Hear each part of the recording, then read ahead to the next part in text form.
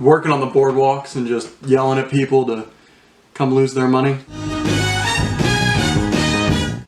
Hi, I'm Rob. I'm ready to start, and it's the last day of the month, so you know that means another episode of Monthly Vintage. If you do like this video, check out some of the others. This is episode 6, and today I'm going to be talking about some shirts from the 60s. All three of these shirts were my grandfather's that he gave me a few years ago, and they're somewhat similar shirts, so I'm going to show you a little bit about each of them and then show you how to style each shirt in a different way. To put a face to the man who used to own these shirts, if you want to check out my last video, the Hello Stranger Arkansas Traveler skit, me and my grandfather did that for my dad for Father's Day. That's a fun little video. Check that out if you want to. But let's get right into this video. So the first shirt is this blue and red plaid. This is from McGregor. All these shirts are poly cotton blends. They're all 65% polyester. This is the one that I wore a lot at first. I've been wearing this since I was 14 or 15 years old. It has this red and blue plaid pattern that matched a pair of Vans that I had. Pretty cool, it's pretty unique.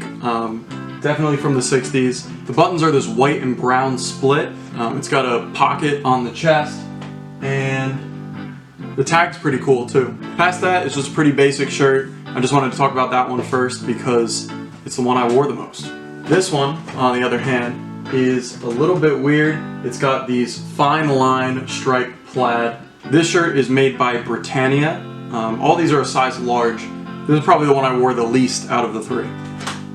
This one's got clear buttons and a pocket on the chest as well. Just another relatively plain dress shirt. The last shirt of the bunch is definitely my favorite of the three. It's got this vertical stripe design with red, yellow, white.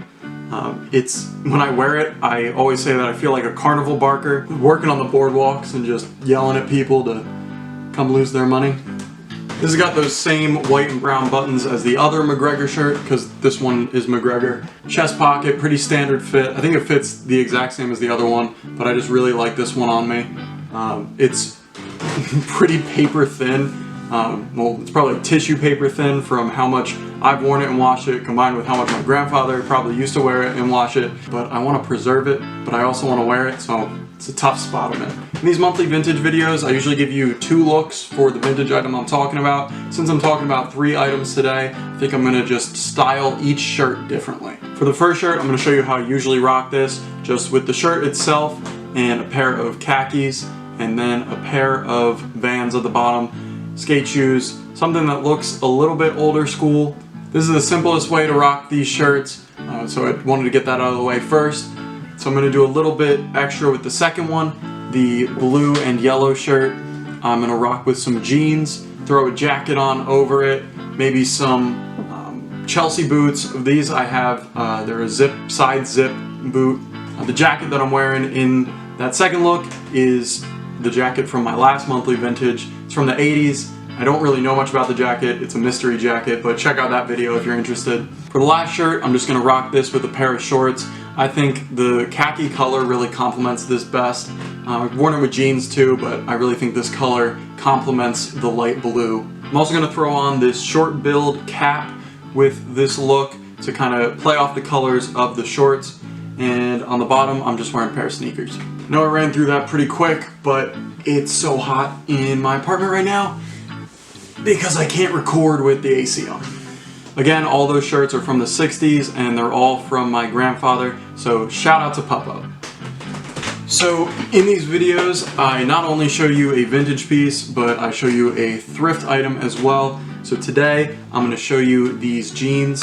These are just some old Tommy Hilfiger faded jeans, but they have an interesting little twist to them because I took one of the legs and tie-dyed them. The way I dyed these, I did a swirl that starts at the knee. So at the very center of the pant leg, the swirl starts, and then it goes all the way up to the pocket and down to the ankle.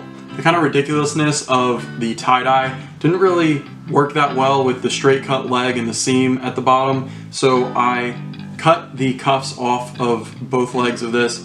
This is the only pair of jeans that I have that has just raw. There's long straggles right now, but they fall off, so I don't cut them. Wear these jeans in the summer because tie-dye is fun, and they're pretty lightweight, and just hope these don't rip on me because they're not a nice pair of jeans. The last thing I like to do in these monthly vintage videos is show you something cool that's not clothing related at all, but something that I've held on to and I like. Today I'm going to show you this statue, small statue, that I got when I traveled to India last year.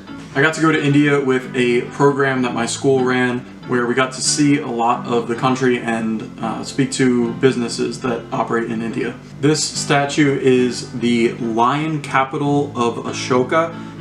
It was adopted as the emblem of India in 1950, but this symbol has been around since 250 BC, where it was placed at the top of a pillar of an important Buddhist site. Since then, it was adopted as the state emblem of India, and whenever it's printed, you'll just see the 3 lions. I just picked this up from a street vendor, but I really like it, and it's a nice thing to remember my time in India. That's it for episode 6 of Monthly Vintage. If you like this, remember to check out the other videos, subscribe to my channel for next month's episode, and I'll see you in the next one.